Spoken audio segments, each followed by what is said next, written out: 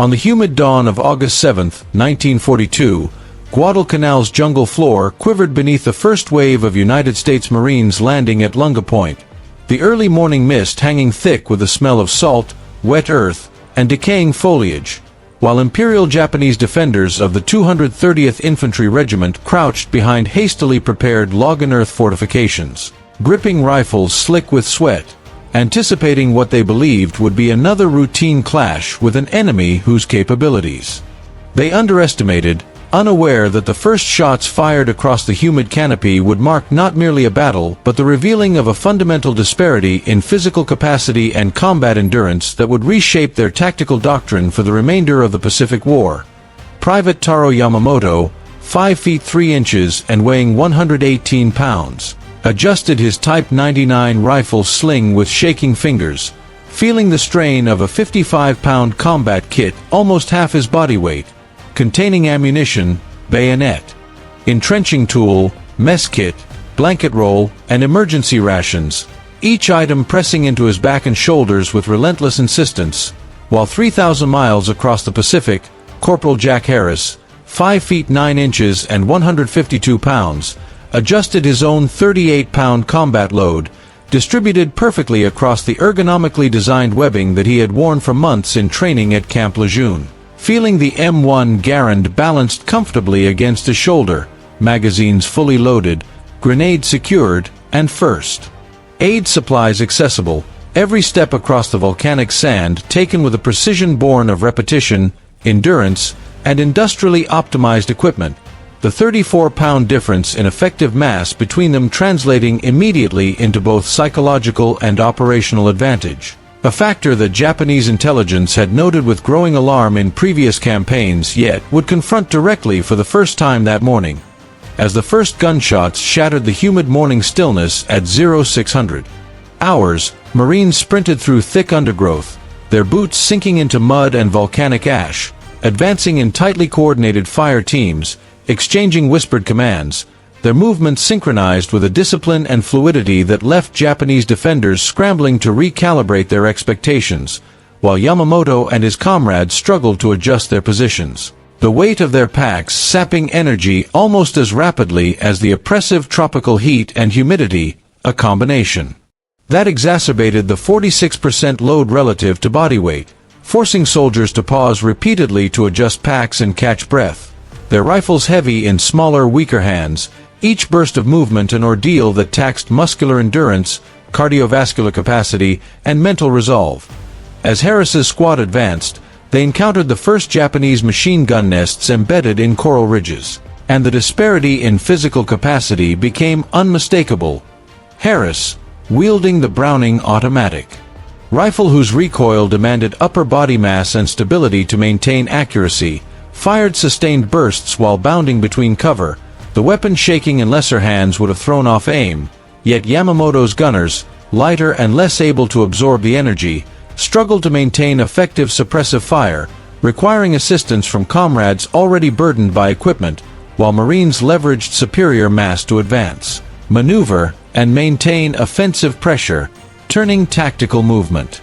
into an extension of physical capability, highlighting the operational calculus of strength-to-load ratios and endurance as measured not in statistics but in yards gained, positions seized, and firepower delivered under extreme environmental conditions. Throughout the morning, the interplay of physical advantage, tactical doctrine, and environmental challenge unfolded repeatedly. Marines repositioning under mortar fire with minimal loss of formation, utilizing cover provided by foliage, fallen trees, and uneven volcanic terrain, while Japanese defenders attempted to exploit terrain, but were constrained by fatigue, heat, and overburdened loads that impeded rapid maneuver, all while doctrinal differences compounded the disparity, with American forces trained to optimize load distribution, mobility, and sustained combat, and Japanese forces emphasizing spiritual discipline, stealth, and localized tactical precision, yet under conditions where prolonged engagement favored mass and endurance. The limitations of the smaller, lighter soldiers became apparent. When hand-to-hand combat erupted in shell craters near the airfield, the physical mismatch became tangible, with Marines significantly heavier and stronger, executing bayonet thrusts, rifle butt strikes, and grappling maneuvers that smaller Japanese soldiers could counter only through technique, leverage, and local terrain advantage. Yet the cumulative effect of repeated engagements demonstrated that size and endurance were decisive when mobility and firepower were required repeatedly over hours, then days, and later weeks. Over subsequent operations, as the initial landings extended into patrols inland, Harris's squad covered 12 miles of dense jungle in 8 hours, maintaining formation, energy, and fire discipline, while Yamamoto's platoon required 11 hours for the same distance, with repeated rest breaks, degraded formations, and mounting injuries from overexertion, highlighting the operational consequences of carrying 50% of body weight versus 28%, and the compounding effect over multiple days where caloric intake, hydration, terrain difficulty, and load management collectively determined effectiveness, revealing that industrially supplied nutrition, ergonomic equipment, and disciplined rotation contributed as much to operational success as individual courage or skill.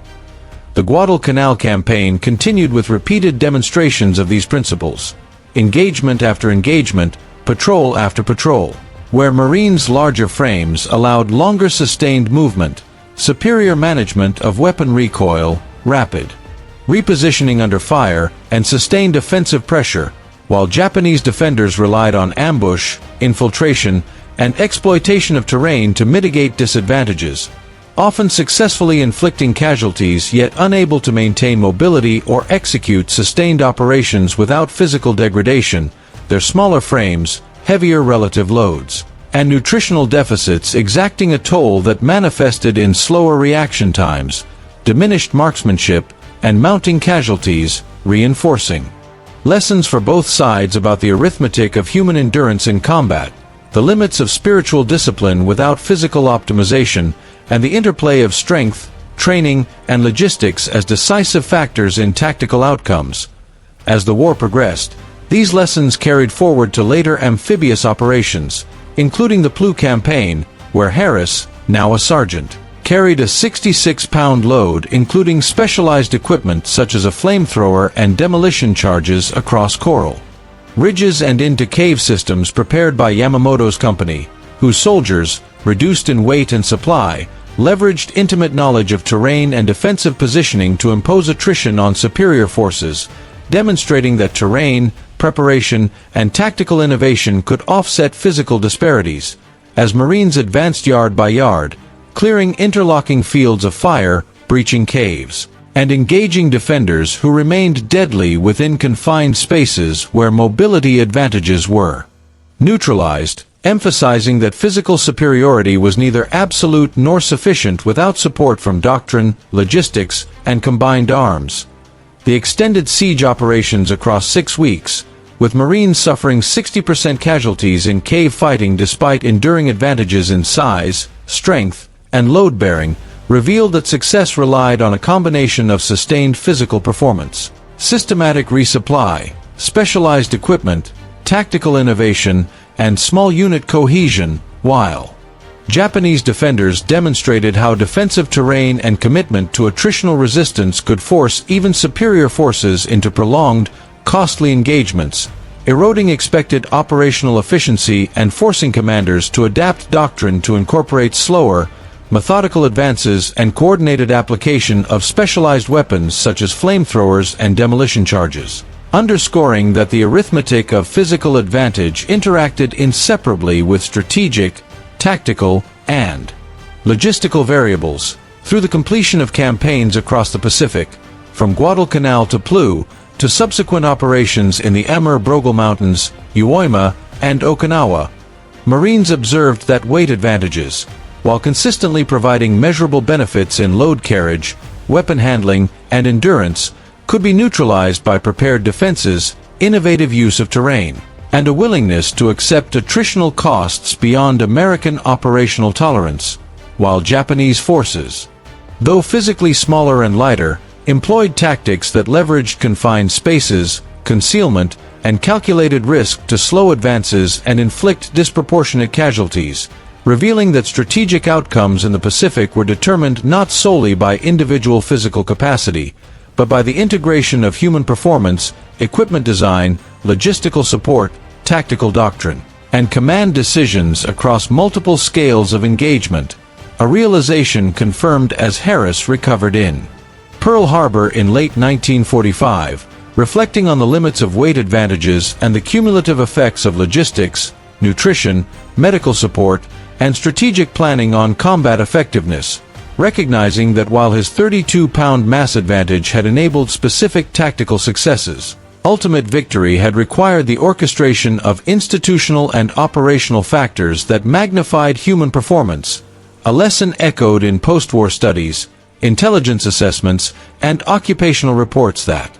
documented the interplay between soldier size, load-bearing capacity, nutrition, equipment ergonomics, and battlefield tactics, demonstrating that the arithmetic of war extended far beyond the individual body and into the complex systems that governed movement, engagement, and endurance, providing a comprehensive understanding of how both physical disparity and systemic support shaped outcomes in the Pacific theater, and underscoring that while strength and endurance mattered in immediate combat, the decisive determinants of victory were embedded in the integration of human, material, and doctrinal resources across a theater of war whose unforgiving environment tested every facet of soldier performance, command judgment, and logistical capacity in ways that were at once measurable, tangible, and profoundly consequential for the final outcome of the conflict.